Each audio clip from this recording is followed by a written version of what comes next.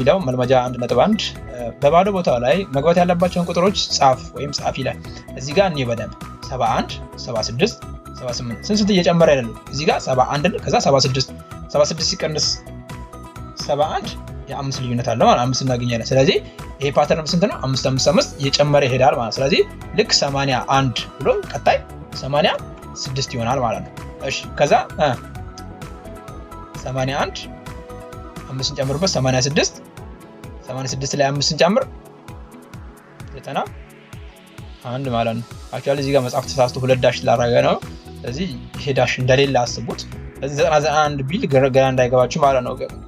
ኦኬ እንቀጥል። ለደግሞ ምንድን ነው 13 18 23 ከዛ ዳሽ 33 38። ስለዚህ እዚህ ጋር 13 አለ እዚህ ጋር 18 አለ። እስኪ ልዩነታችን ስንት ነው ማለት ነው? 18 ሲቀር 13 5 ነው አይደል? ስለዚህ የ5 ልዩነት አላቸው ማለት። ስለዚህ 18 ላይ 5 ስንጨምር 23 ላይ 5 ስንጨምር 28 ይሆናል ማለት ነው። የኛው ደን 28 ላይ 5 ስንጨምር 33 ላይ 5 ስንጨምር 38 እያለ ይቀጥላል ማለት ነው። ኦኬ በዚህ መሰረት እንግዲህ የቀሩትን እናንተ ደግሞ በመስራት እስቲ ኮሜንት ላይ ይሄ ሀመር ውሃን እና ምን ሞክሩት። ኦኬ እንቀጥል። ሁለተኛ ጥያቄ ሎሚ አንድን የልብ ወለድ መጽሐፍ በመጀመሪያው ቀን 25 ገጾችን አነበበች። ስንት? አንድን የልብ ወለድ መጽሐፍ በመጀመሪያው ቀን 25 ገጾችን አነበበች። በሁለተኛው ቀን የመጀመሪያውን እጥፍ ስታነብ ያ ማለት 25 ነው። የ25 እጥፍ ስንት ነው? 50 ማለት ነው። በሶስተኛው ቀን የሁለተኛውን ቀን እጥፍ ስታነብ ሁለተኛው ቀን ስንት ብለናል? አሁን 50። ስለዚህ የሁለተኛው ቀን እጥፍ ስታነብ በሶስተኛው 100 አነበበች ነው። ስለዚህ በማንበብ መጽሐፉን አንብባ ጨረሰች። ሎሚ ያነበበችው መጽሐፍ ስንት ነው?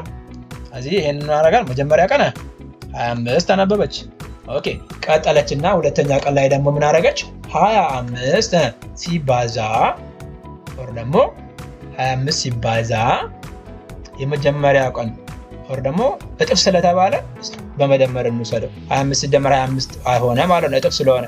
ስለዚህ ስንት አነበበች ማለት ነው? በሁለተኛ ቀን 25 ነበር መጀመሪያ 50 አነበበች ማለት ነው። ይሄ ሁለተኛ ቀን።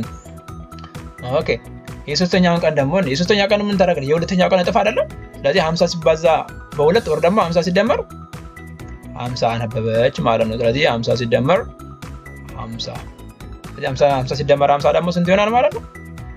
100። ስለዚህ ይሄ መጽሐፍ 100 ገጾች አሉት ማለት ነው።